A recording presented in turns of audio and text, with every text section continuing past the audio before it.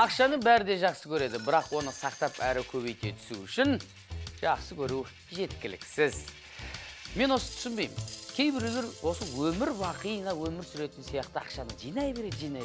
Ал енді біреулер тура ертең өлетін адам құсап, бүгін барлық ақшасын шаша бастайды. Түсінбеймін. Армысыздар, бұл Теңге Мания бағдарламасы, және мен оның жүргізушісі, есімім Бауыржан Орда. Біз сіздерге қаржылық жетістіктерге жетудің қысқа жолын көрсетеміз. Сондай-ақ өздеріңізбен ойын ойнап, жеңімпазға ақшалай сыйлық табыс етеміз. Бүгінгі бағдарламада Теңге шоу айдарында қаржылық сауаттылық үшін ақшалай сыйлық беріледі. Қазақстандағы шағын бизнеске беріліп жатқан несиенің өсуіне не себеп? Қаржылық алаяқтардың құрығына кімдер ілігеді? Мен осы соңғы кезде адамдарды тек қана телефон емес, ақша да жақсы байланыстыратынын білдім. Жалғастырайық. Әмияныңды алаяқтардан қалай қорғауға болады? Қаржылық қызмет саласында алаяқтықтың қандай түрлері бар? Сұрқия адамдардың назарына іліккенде не істеу керек?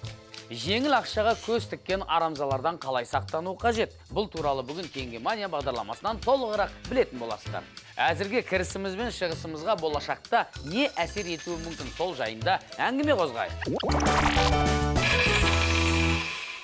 Кірістер артуда. Қазақстанда жан басына шаққандағы қаржылық кіріс өткен жылмен салыстырғанда сәуір-маусым аралығында 10-нан астам пайызға өскен деп хабарлайды статистика жөніндегі агенттік. Өнеркәсіп пен ауыл шаруашылығы өсім жағынан бірінші орында тұр. Оған жаз маусымында 15%-дан 13%-ға дейін төмендеген базалық мөлшерлеме ықпал етті, деп мәлімдеді Қазақстан Республикасының ұлттық банкінің төрағасы. Несие қоржынының өсуі әсіресе өңдеу өнеркәсібінде және ауыл шаруашылығында байқалады. 80 миллиард теңгеден астам, және құрылыс саласында 30 миллиард теңгеден астам. Жаһандану мәселесі өзектілігін жоғалтты. Дүниежүзі сауда ұйымының соңғы мәліметіне қарағанда, әлемдегі сұраныс пен ұсыныс құрылымында кенеттен өзгерістер орын алды. Көптеген мемлекет дағдарыс кезеңінде ішкі тұтыну пайдасы үшін өнеркәсіпке қолдау көрсетуге кірісті. Нәтижесінде елдер арасындағы сауда статистикасы ағымдағы жылда 2%-ға қысқарған. Өз ақшасын ұзақ күткен адам ұзақ өмір сүреді дейді. Сондықтан біреу сізге ақшаңызды бермей көп күттіріп қойса, тек қуана беріңіздер. Сіздермен бірге Теңге Мания бағдарламасы, және мен Бауыржан Орда. Білесіздер ме, жер бетіндегі халықтың 3-тен 1 бір рет болса да айлакерлердің құрбанына айналған. Көптеген зерттеулер мен сауалнама қорытындылары осындай. Алаяқтар адамзаттың көзі жойылмас бір бөлігі, бірақ сақтансаң сақтайды дейді, құрметті көрермен. Алаяққа тойтарыс беру үшін нені білу керек? Қаржы саласында жәдігөйліктің қандай түрлері бар? Ол жөнінде осы бағдарламадан білесіздер. Ал қаржылық алаяқтық туралы ғаламтор пайдаланушылары не дейді екен? Назар аударыңыздар. Алаяқтықтың қандай түрлері несиемен байланысты? Карточкадағы жинақты қалай қауіпсіздендіруге болады? Сізді қаржылық пирамида құрылысына тартып жатқанын қалай аңғаруға болады? Лотерея сыйлығын немесе қандай да бір ұтысты ұсынатын алаяқтарды қалай анықтауға болады? Әрі қарай көретіндеріңіз, алаяқтар қалай пайда табады? Сеніңіздер, бірақ тексеріңіздер. 10 000 теңге кімнің әмиянына түсті? Теңге шоу айдарынан білесіздер. Есіңізде болсын, ақшаны қалай табам деп басыңызды қатырып ақша табу жолдарын ойластырып жүрсеңіз, демек сіз әлі ақша таппаған адамсыз. Сонымен теңге сауалнама айдары көрсеткенде қанша адам болса, сонша пікір, проблема бар. 1925 жыл екі алаяқтық оқиғаның арқасында тарихта қалды. ақш-та айлакерлер бір фермерге ақ үйді 99 жылға жалға беріп жіберген. Тағы бір алаяқ Эйфел мұнарасын жақында сырып тастайды деген желеумен саудаға салған. Статистика бойынша біздің елде алаяқтық ұрлықтан кейін екінші орында тұр. Көбінесе тауар және қызмет саласы жиі ұрынады екен. Ал қаржы саласындағы арамзалар туралы айтар болсақ, жаңалықтарды қараймыз. Жеткілікті. Олар күн сайын біздің қалтамызды қағудың жаңа айласын ойлап табуда. Неліктен біз айлакерлердің қармағына түсіп қала береміз? Талқылап көрейік. Мүмкін оған біздің жел өкпелігіміз бен қаржылық сауатсыздығымыз себеп шығар. Теңге Мания мәселенің ара жігін ажыратып береді. Ең көп тараған алаяқтық түрі ол біреудің жоғалған немесе ұрланған құжатымен несие алу, немесе несиені таныс тамыр арқылы иелену. Қуаяқтар ашық ауыз клиенттерін есік алдынан күтіп алып, таныс тамыр арқылы несие алып береміз деп сендіреді. Шын мәнісінде банкте істейтін ешқандай аға көкесі жоқ, бірақ несие алып бере алса, клиенттен сыйақы талап етеді. Қазіргі таңда қылмыскерлер алаяқтық жасаған кезде тікелей қарым-қатынас әдісін пайдаланады. Яғни олар өз құрбанымен бетпе-бет сөйлескенді жөн көреді. Мәселен, біреуге келіп, белгілі бір екінші деңгейлі банкте жеңілдік бойынша несие беріліп жатқандығын айтады. Егер сіз де сол бойынша өз атыңызға несие рәсімдесеңіз, тезірек ақша аласыз деп сендіреді. Сонымен қатар көмектескені үшін кейбір адамдарға ақша беру қажет екендігін де тілге тиек етеді. Міне осындай тәсіл арқылы алаяқтар аңқау азаматтарды алдап соғады. Еш уақытта өз құжатыңызды бейтаныс адамға бермеңіз. Жоғалған жағдайда дереу тиісті органға арыз жазыңыз. Несие алу үшін тікелей банкке барыңыз. Делдалға сенудің қажеті жоқ. Алаяқтықтың тағы бір түрі төлем карталармен байланысты. Онлайн айлакерлер ғаламторда саудагер немесе сатып алушы ретінде танысып, банк карталарының деректерін анықтап алады да шоттағы ақшаны шешіп алады. Бізде тіркелетін тосын оқиғалардың 90% онлайн банкинг жүйесімен және ғаламтор арқылы жасалатын операциялармен байланысты. Картамен байланысты алаяқтықты білдіретін арнайы терминдер бар. Скимминг және фишинг. Ақпаратты есептеп анықтайтын құралдардан сақ болу үшін тек тексерілген банкоматты пайдаланған дұрыс. Ал әдейі ұйымдастырылған хабарламалардан өзіңіздің мұқияттылығыңыз ғана сақтайды. Тіпті дүкенге кіргенде де абай болған жөн. Пин-кодты өзгелерге көрсетпей жасырын түрде енгізу керек. Және қалған соманы үнемі тексерген артық етпейді. Кез келген қаржы пирамидаларынан да аулақ жүрген жақсы. Алаяқтықтың жаңа түрі ғаламтормен байланысты. Қазіргі таңда онда онлайн ақша табуға болады деген хабарландырулар қаптап кеткен. Яғни адамдар мұны оқығаннан кейін көрсетілген сілтеме арқылы арнайы сайтқа кіреді. Сосын оларға онлайн сауда-саттық жасауға, қандай да бір қызметтерді көрсетуге, тіпті құнды қағаздарды сатып алуға мүмкіндік берілетіндігі жайында жарнамалар көрсетіледі. Мәселен, Форекс нарығында көп ақша табуыңыз үшін алдымен тіркеліп, аты жөніңізбен байланыс телефоныңызды қалдыруды өтінеді. Егер адамдар бұлай жасаса, іле-шала алаяқтар қоңырау соғып, клиентті алдап арбауды бастайды.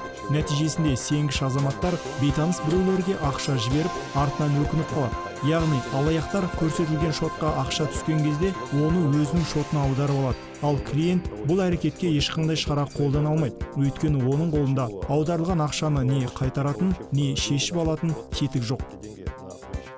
Алаяқтардың сайран салып жүруіне өзіміздің ашкөздігіміз бен тұтынушылық психологиямыз себеп дейді сарапшылар. Мысалы, адамға лотереядан шыққан ұтысты немесе ақшалай сыйлықты алып кетуді ұсынады. Ол үшін жедел төлем жүйелері арқылы белгілі сома аударуды талап етеді. Алаяқтар аударма пин-кодын сұрап алады да ақшаны қалтаға басып, іздерін суытады. Тіпті кейде сіздің шотыңыздағы қалған соманың бәрін шешіп алу үшін карта деректерін сақтап қалады.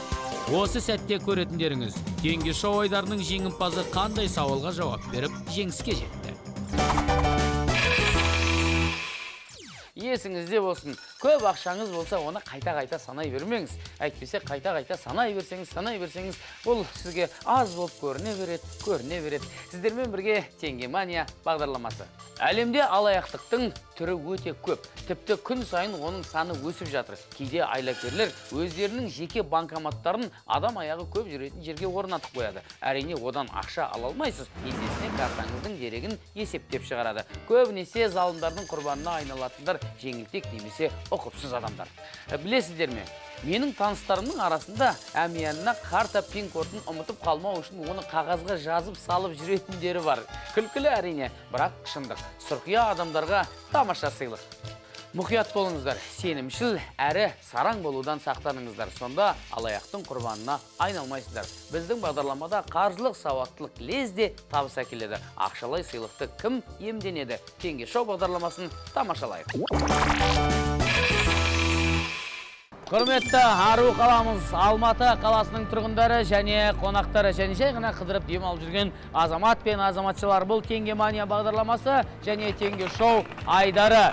Кімде-кім өзінің қаржылай сауатты екенін көрсетіп, елдің алдында дәлелдеп, 10 000 теңге ұтқысы келіп тұрған болса, қолдарын көтерулеріңізді сұраймыз.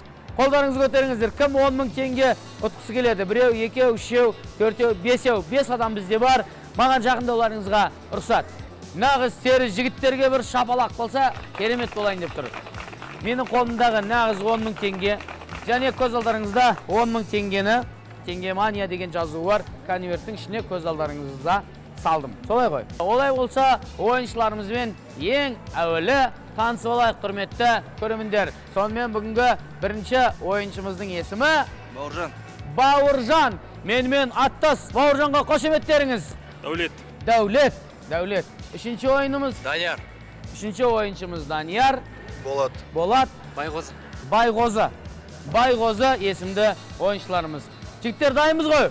Бола теңге мания бағдарламасының теңге шоу айдары. Олай болса, бірінші кезең. Қошеметтеріңіз. Ендеше бірінші сұрақ баршаңызға. 100-ден 1 бөлікті басқаша қалай атауға болады? Бірінші болып Байғозы қол көтерді. Пайыз. Пайыз деген жауабыңыз дұрыс, Байғазы.